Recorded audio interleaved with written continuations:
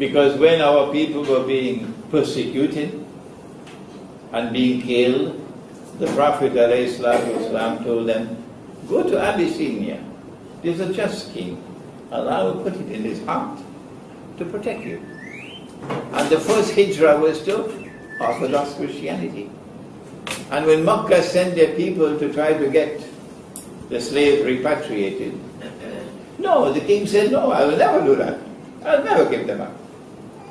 And so we see love and affection at that time amongst the Orthodox Christians. Today, after 1400 years, once again, the Jews have become what they were at the time of the Prophet ﷺ. This did not happen for 1,000 years. For more than 1,000 years, the Jews lived amongst us Muslims in peace and in mutual respect. Oh yes. It is only after the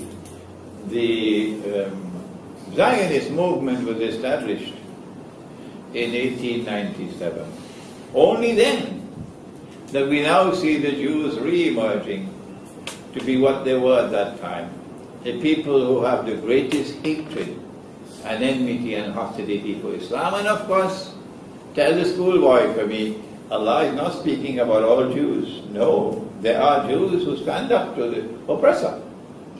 But Israel today is the greatest oppressor state in the world. Worse even than the United States. That's terrible.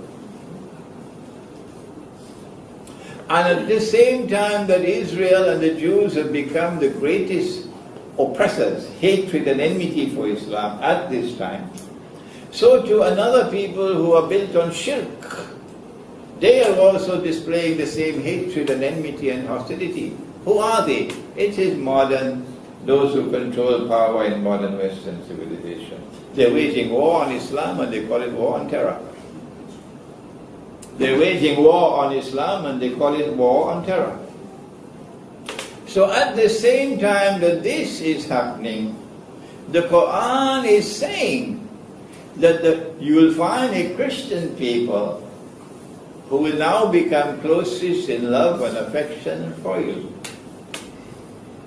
This is your book speaking, the Quran. This is the proper, correct methodology which is being used to explain the Quran. If I am wrong, you must tell me what is right. You cannot simply say that Imran is wrong without saying what is right. I went to Moscow 2 years ago, after the Ottoman Empire had waged endless wars, unjust wars, jihad against Russia. And the Tatar in Crimea were slave raiders, enslaving the Russians and selling them as slaves for hundreds of years. And the Russians hated Islam for that. And had I been a Russian, I would also hate Islam for that.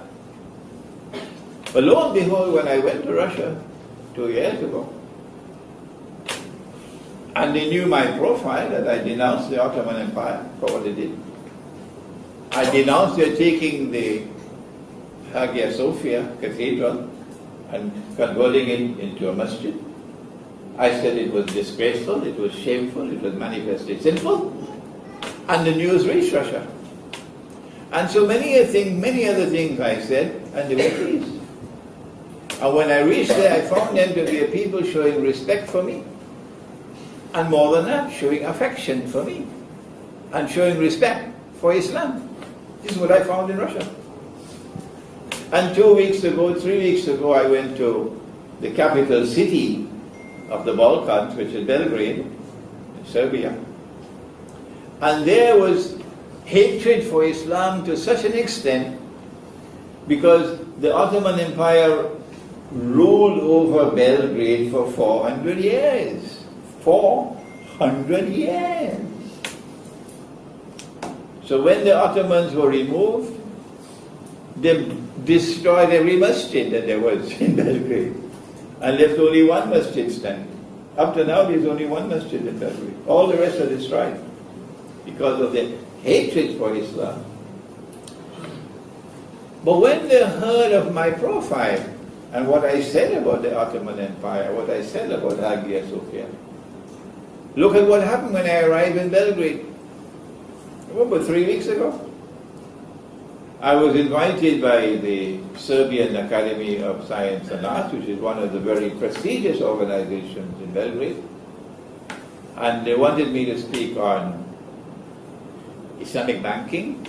But when they heard about my book on Islam and the future of the money, they changed the topic. They said, speak on this one. And I went there, and there was a distinguished gathering. If I had known who these people were, I'd have got maybe some cold feet. But I didn't know who they were. Afterwards, I was told, this man is from the central bank. This one is a former foreign minister.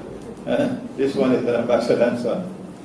And they received my lecture with not only friendship and esteem and respect, but they were learning from me. And then I was invited to the University of Belgrade, which is the most prestigious institution in Belgrade.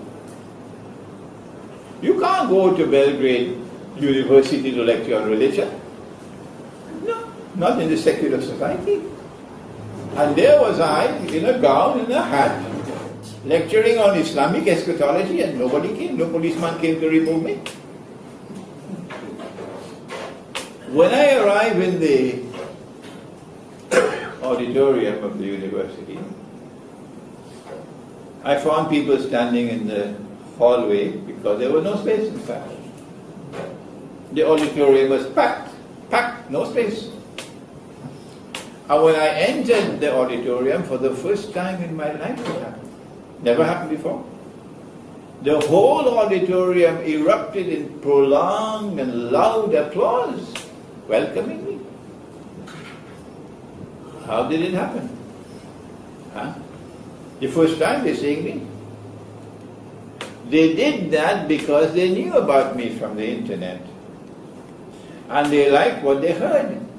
This was a man denouncing Ottoman oppression. This was music in the air. They were longing to hear this. And I spoke to them for an hour or more. When you go home, please go to YouTube and listen to the lecture. All right? There are powerful voices, powerful people in Belgrade who don't want me to succeed. Oh yeah? They want Serbia to be part of NATO. And so you will see in the middle of the lecture, you will see a clip where the camera focuses on the audience, and all the audience are talking to each other and showing each other their handphone and talking. Nobody's paying attention. And the impression is created, well, nobody's interested in the lecture. No. That clip was before I arrived. Before I arrived. And they took that and they put it into the middle of the lecture to give the bad impression. You see? I remained in Belgrade for 10 days, and not one instance of hatred for Islam. None. None. So you can see from both Russia and the Balkans, you can see that Orthodox Christianity is changing its view and turning towards more positive relationship with Islam. Russia is a part of that Orthodox Christian world. Not only is Russia a part of that Orthodox Christian world, but Russia is the leader.